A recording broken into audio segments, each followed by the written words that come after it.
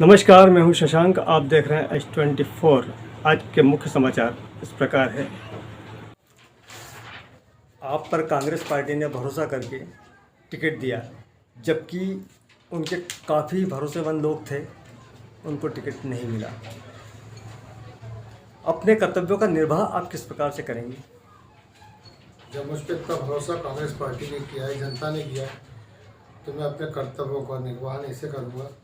सर्वप्रथम मेरा पूरा क्षेत्र जो वार्ड उत्तर से संबंधित है, उसमें नालियों का चैनलाइज सिस्टम करूँगा, क्योंकि जब तक नालियाँ सही तरीके से नहीं बनेंगी तो रोड कभी भी मतलब वो नहीं रह सकते, ना रोड मतलब सुधर सकते। रोडों के हमेशा जब रोड नए बनते हैं और 6 महीने के अंदर उखड़ना शुरू हो जाते हैं, उसका कारण मेन यही होता है कि रोड पानी की वजह से परेशानी और ख़राबी के अंदर आ जाती है। जब रोड ख़राब होंगे तो आप हर 2 साल में बना के देख लीजिए, ठेकेदार का फ़ायदा होता है। बिल्कुल, लेकिन गारंटी तो 3 साल की होती है सड़क की।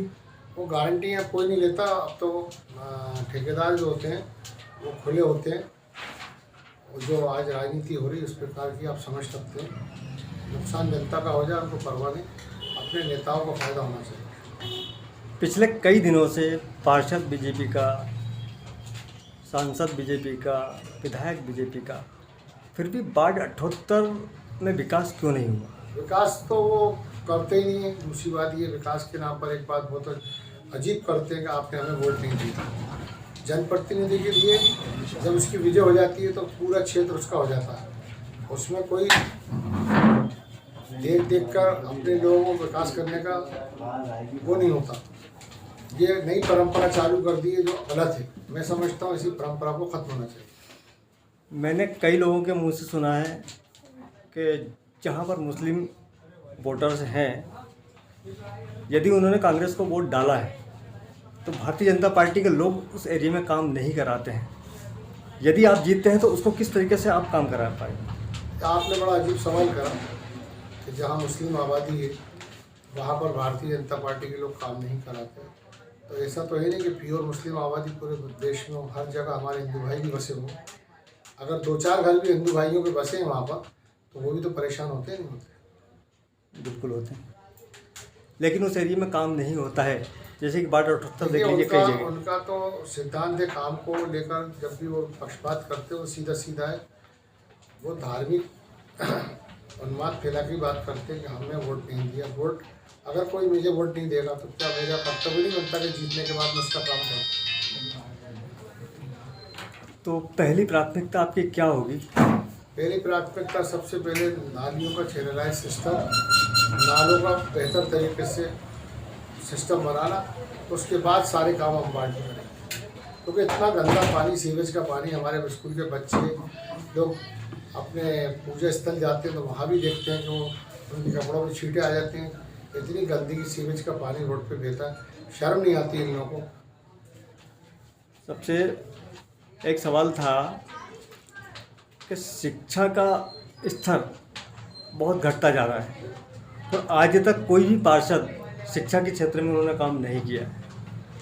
शिक्षा रीढ़ की हड्डी है जो गरीब तबके के लोगों को भी बड़े बड़े अधिकारी, बड़े बड़े नेता बनाती है।